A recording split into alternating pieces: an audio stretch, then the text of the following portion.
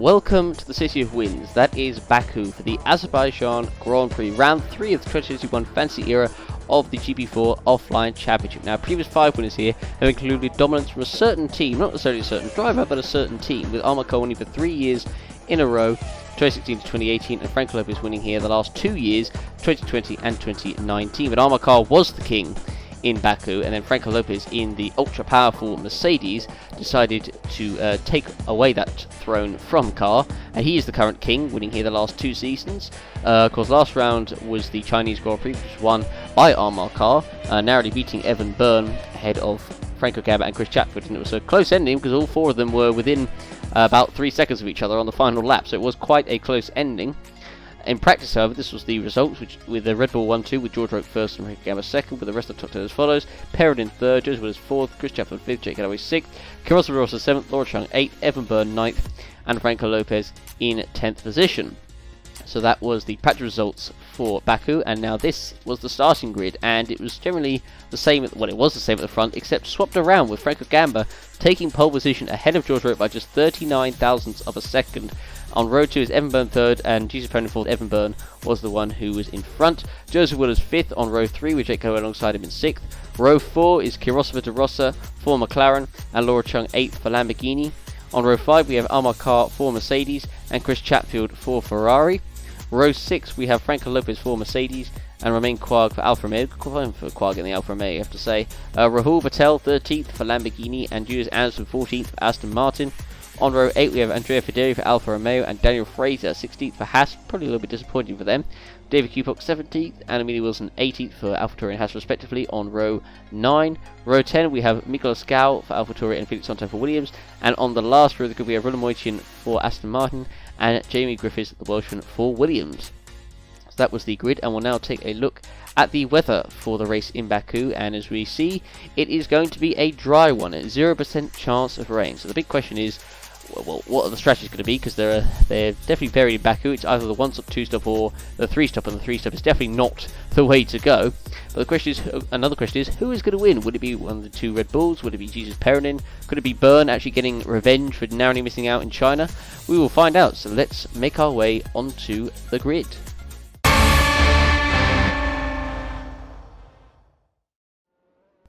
Right, so we are now on the grid for the Azerbaijan Grand Prix. 51 laps. It is a long circuit, one of the longest in the calendar. Of course, it has one of the longest straights on the calendar, and it's a fairly short run to the first corner, though. But the 5 lights are now coming on for the Azerbaijan Grand Prix, and who's going to jump into the first corner? We're about to find out as the lights go out, and away we go. And it looks like Gamba's made a pretty good launch and is set to take the lead in the first one. Roque has not made a particularly good start. Byrne might overtake him, and he has overtaken him before the first corner, so Roque has not made a good launch. So Byrne takes a second position ahead of Roque, who might even get beaten by Perrin as well, which he does. So for Georgia, that has not worked out well at all, and Byrne might even try and go for the lead here, as we've already got a yellow flag at the first corner. There's a car off, and it's Felix Sontag who's off. Moitian, who is spun, but he is rejoined, but Felix Sontag is out at turn 1, and so let's have a look and see what happened. So Moitian was in 21st position, he was right at the back, and so he must have made contact with the back of Sontag, maybe, or unless he got hit by Sontag. He's alongside the other Williams of Griffiths, so he tries to slot himself down the inside, but all very slow, very pedestrian-like, and oh yeah, he makes contact with Sontag, and actually the AlphaTauri there involved, and actually there was a bit of debris lost. There's an Alfa Romeo there that's lost its front wing, and of course the AlphaTauri getting involved, managing to get away pretty quickly, but not the start that Sontag would have wanted, because he's already out, and we haven't even got through the first corner. So that's not the start that he would have wanted, but it was Andrea Federi, the one who had damage, and it looks like he went into the back of the Lamborghini there, and he absolutely pile drives into the back of Rahul Patel there, and Patel could do nothing about that. Federi just using him as the brake, so both those two are going to have to pit for a front wing and rear wing change. But yeah, so as I said, Sontag out, and oh, there was the Haas there of Fraser making a late move, and this was Byrne. Was he trying to make the move past Gamba for the lead? He's already on the inside, heading up towards turn 3. And Evan Byrne, does he take the lead? And the answer is yes, I think he does. Or no, oh, though, hang on. Will Gamba hold it on the inside? And the answer is no. Byrne has the better run around the outside and take the lead of the race. So maybe he now is trying to go for the win. And he's already taken the lead. And he's got a short amount of fuel, so it looks like it'll probably be the 2-stop for him. But Byrne leads. Second position is Gamba. Third is Perrin. And fourth is Roque. Fifth is Chatfield. And meanwhile, a battle between the 2 McLarens for 6th position here. It is Willows who is being passed by DeRossa, and DeRossa is through up into 6th place. Meanwhile, Chatfield trying to go past Lopez for 10th there as they head up towards turn 2. But already a somewhat chaotic start to the race, although already a crash at the first corner. But the rest of them got through clear. But now the two McLarens might be going at each other. And meanwhile, Laura Chung is going out after Armar heading up towards turn 3. And he's on the inside, Laura Chung, and she has made the move sticks. She is up into 9th position. She gets past the Mercedes, so not the start that the Mercedes would have wanted. Now, meanwhile, this is Chatfield. It could even get worse for them. But meanwhile, DeRossa now going past the Ferrari of Jake Galloway in 5th position, and he has got past even before first corner, though Galloway is trying to get the position back. And is Galloway on the inside? And he is, but can he make the mistake? And the answer is no. DeRossa holds it around the outside, like your favourite Eminem song, and he gets the position. So Galloway now down to 6th. They might even be 7th if Galloway could get a run and pass him on the straight, maybe. But meanwhile, this is Chatfield, who's trying to get past Lopez. Doesn't get a particularly good run through there.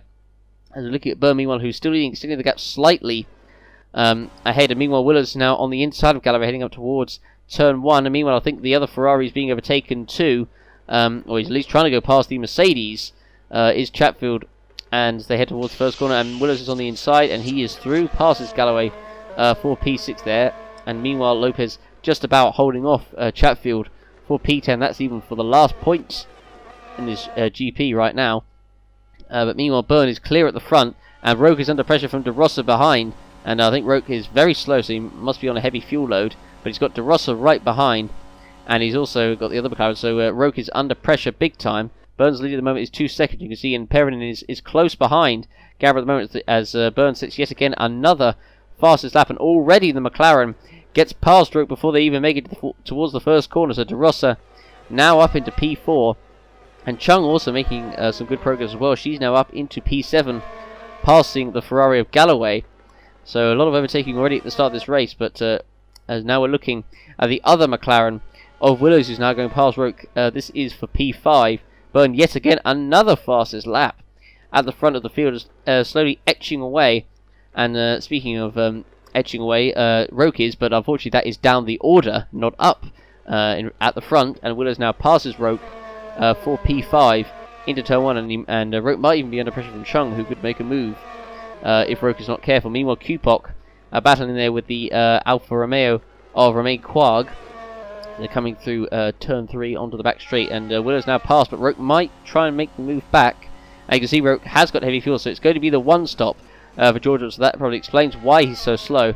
Meanwhile, you can see Perrin has been this close behind Gavin, not making her a move, and meanwhile Roke has made him a big mistake coming through onto the back straight here, and Chung squeezes her way through, so Roke is really struggling at this moment in time. But Roke could maybe make the move back, because he's still in the slipstream of Chung.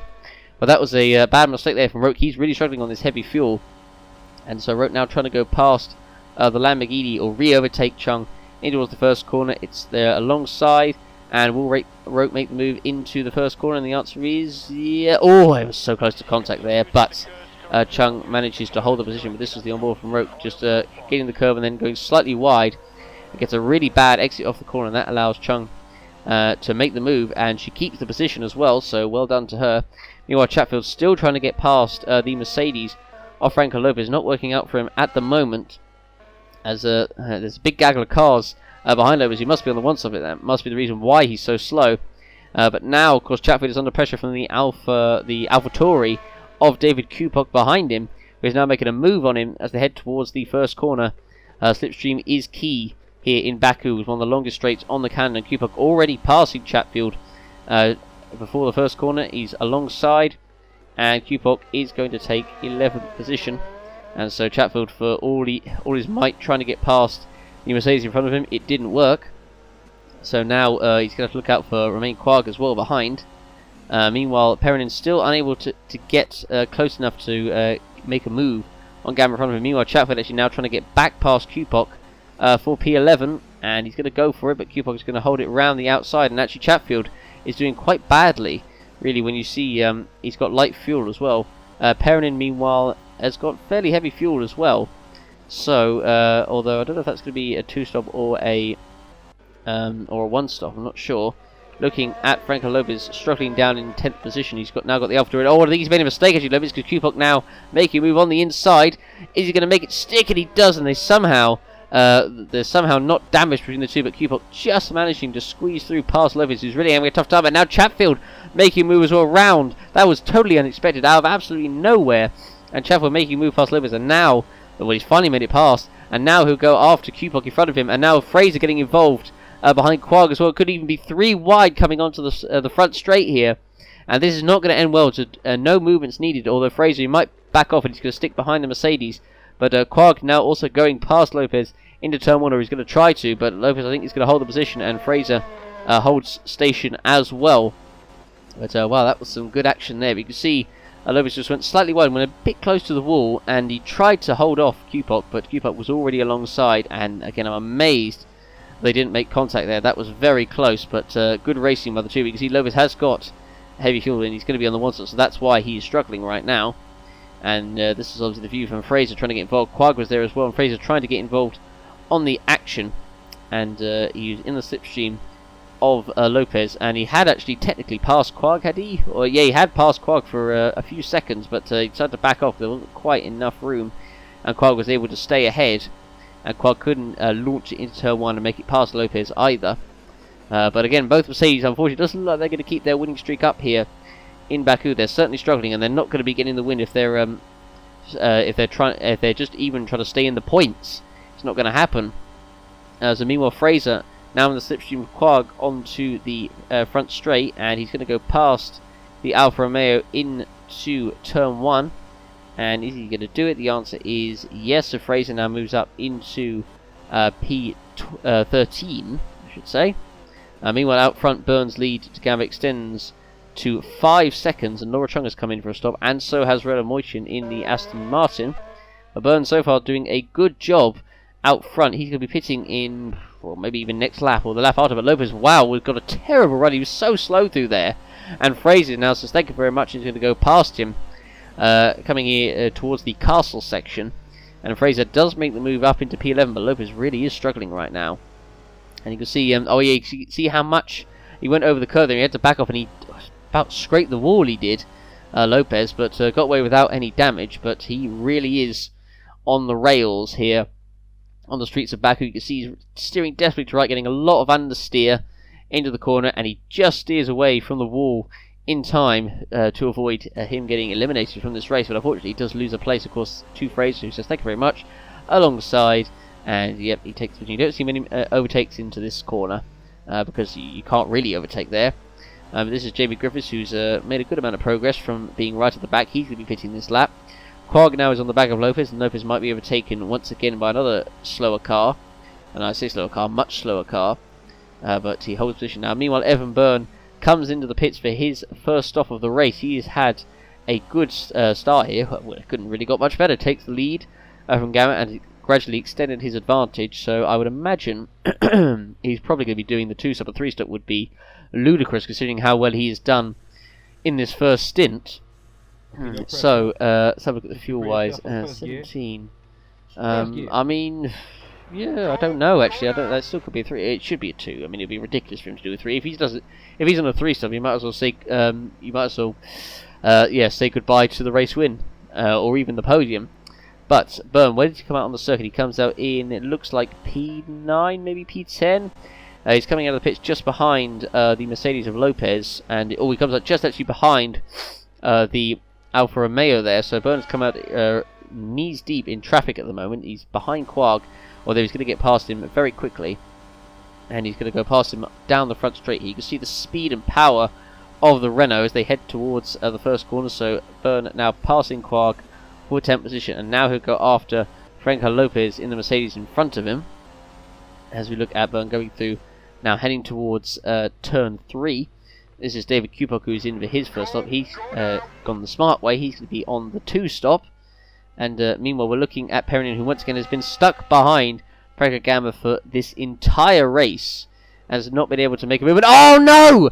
And Lopez is out, and Byrne is out as well. Would you believe it? And I was saying a couple of laps ago that Byrne needed to get past Lopez, and if he was on about the stop, about what stops if he was going to be on, but it doesn't matter now. It's all irrelevant because Evan Byrne is out of the race, and you really got to feel for the guy because he was in with a shout of winning this race. I mean, strategy-wise, maybe not, but he was certainly in with a shout of a good result, and it has all come crashing down.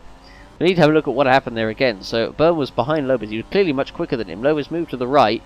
And then, I mean, I guess I think Lopez braked earlier than he probably expected there into the corner. So it's just a really weird incident, actually. I've never seen that kind of thing before. But, yeah, I mean, I think Lopez did move over a bit and probably braked a little bit earlier. And Byrne probably was not expecting that. And so they went into each other and they both lose all the wheels they can imagine. Plus 10 times more. I mean, it kind of looks like a really 3D sketch, really, a mini-toon, if you know, you know. But, nonetheless, the incident has been concluded to be a racing incident, which is not really a surprise. I don't think you can blame one driver more than that. But, unfortunately, as I said, for Byrne, he is out, and for Lopez, his title defence is currently up in tatters right now. It is not going very well for him at all. Willis has just come out of the pits, and De Rosa is just coming into the pits, and although actually he had a fair amount of fuel, and so I don't know if he's got a problem, or he's missing a wing, but that's not good for De Rosa, so I wonder what's going on here. Unless it's, and it is a wing change it looks like, so De Rosa has had some dramas on the track, unless he maybe hit debris from the incident of Lopez and Byrne. I'm not sure, but he's in the pits nonetheless, and so that is going to be, that's going to destroy his race. And yes, it looks like it was debris from, and oh, look at that, there's the wheel, and De Rosa just had no chance of avoiding that whatsoever, and he has to pit for a new front wing. That's harsh. That is very, very harsh luck for De Rosa. Meanwhile, this is the battle up front between Gamba and Perrinin that has been going on ever since the start. Perrinin has always been about half a second away from Gamba, but just does not have the speed, does not have the power to get past the Honda engine. And meanwhile, Jake Galloway is in the pits for his, I believe that's his first stop of the race actually. So he is in, and he's going to come out, looks like, just outside of the points. He'll come out ahead of the Aston Martin of Renault Moitian. Meanwhile, Daniel Fraser, who was running actually in the points, running high up, is in the pits, and there's another car in as well. I think it was an Alfa Romeo, I believe. Julius Anderson, by the way, running in P5 for Aston Martin. He's doing a great job so far. And meanwhile, Jesus Perrinin is coming into the pits this lap, so we're going to find out what strategy he's going to do, because he's gone quite late, and I couldn't quite see. I don't think he's actually going to the end. The answer is no, so he is not going to the end, so he's going to be pitting once more, so that is interesting. Gamma is could be going a couple of laps more. I think if Gamma goes a couple of laps more, he's surely going to go to the end. And if he is, then well, you could say he's essentially won this race, because Perrinin has to pit again, and I don't see him catching up. So we are going to find out soon enough. Meanwhile, George Roque back up into second place, having obviously been dropped like a stone earlier in the race. He's now back up to second. Well, obviously partly helped with obviously Lopez and Byrne obviously colliding, but he's kept clean and he's kept out of trouble, so that's why he's so high up. Meanwhile, Laura Chung in for her second stop. I think she's the one of the ones on a 3-stop, which unfortunately is not the optimum strategy. So out of the pitch she comes, and she's pitting once more. Amar Kar, who I believe is also on a 1-stop too. Perrinin obviously closing up behind, but Perrinin doesn't need to worry about Kar because he's pitting in a couple of laps' time. Kar is also once again on the 1-stop. Well, the 1-stop strategy, of course, he definitely favours, because of course he was the one that won in China on the 1-stop, which we weren't sure was going to work, but he held out his tyres very well, and even though they fell away as they would at the end, it didn't matter, because he had it just enough over Byrne, Chatfield and Gamba behind to win the race. Now, Frank Gamba is in, and this is crucial. So will Gamba, or will he come in ahead of Perrinin, but also will he go to the end? Because if he goes to the end, and he is going to go to the end of this race. Oh, wow. And I think Renault are going to pay the price for their strategy, because they had a good chance of winning this race, and now it looks like Gamba has got one foothold on the race win. I say one foothold, because anything could, of course, still happen. And Perrinin, as you can see, actually takes the fastest lap of the race, and does come out ahead of Gamba, but just imagine if Renault had decided to put him to the end. It could have been so different, but Perrinin is going to have to pit before the end, so Gamba knows he doesn't need to attack him. He can just easily preserve those tyres to the end of the race, and Renault are going to be kicking themselves for their strategy call. Meanwhile, this is Daniel Fraser, who has got a lot of speed in that Haas, absolutely steamrolling past Jake Galloway down the front straight here, heading towards the first corner. Look at that, before they've even reached the corner. So Ferrari really not got any speed here, but Daniel Fraser having a very good race for Haas, and you can see Quarg and Kupok also in the points, and George Rook obviously at the moment still leading this race, and he is yet to pit, however. So we're looking now at Rook, who's doing a good job. Meanwhile, Perrin now onto the back of Carr, and that's going to help for Gamba. But as I said, Gamba does not need to do anything because, yeah, he does not need to do anything because he knows Perrin has to stop. And meanwhile, Anderson comes out of the pits. He was, I think, on the one side, but he's come out just behind Kupok. Amarkar now does pit for his one and only stop. And George Rook, I think, must be coming to pits the next lap or so. Surely, I would imagine. But he was under pressure, of course, from Perrin. But Carr comes in, and of course, he will be going to the end of this race. So, yeah, it's been... and again, the one stop is the way to go around Baku. I wasn't sure if it was the way to go around China, but Carr managed to make it work. And he's making it work once again. Now, George Rook actually does come into the pit, so he's been on a long stint. And he's already dropped behind Perrin and Gamba, so... yeah, I'm not sure if Rook is going to be... I mean, I don't know... I mean, Rook will certainly, I think, get the podium. I don't know if he'll be second, though. I think Perrin has a big gap on him, so I believe... Yeah, Perrin might have second place in the bag here. But we'll see if the quick stop by Red Bull. It was fairly quick. Of course, Rook will be going to the end, and now finally on fresh tyres he could put the hammer down. But we are going to see how that works towards the end of this race. So...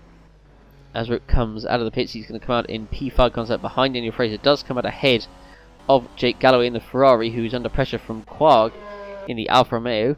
And meanwhile, Perrin now in, so Frankie Gamba is free to feel good, to quote that song.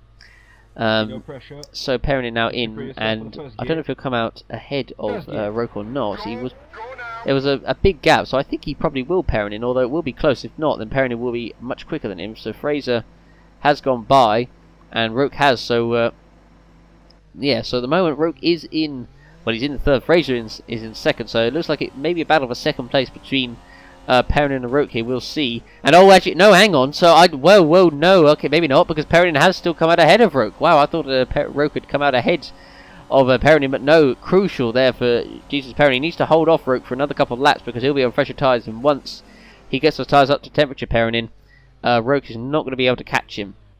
Meanwhile, Joseph Willers, who himself has had a good race, and I suppose De Rossa has been, or he was unlucky with that damage from the Byrne and Lopez incident, so he's further down the order. But Willers himself has had a good race, kept himself out of trouble.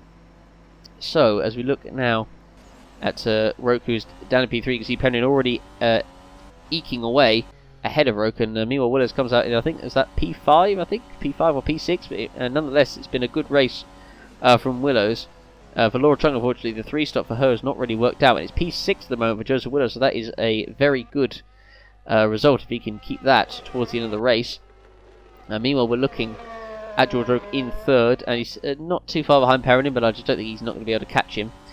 Jake Galloway is into the pits for his final stop of the race, as we look now at Rook in P3, and you can see Amarkar is close behind him, so I mean Rook, as long as he keeps his pace up, he'll keep P3, but Carr is not too far away, so again, one mistake from Rook and Carr could catch up.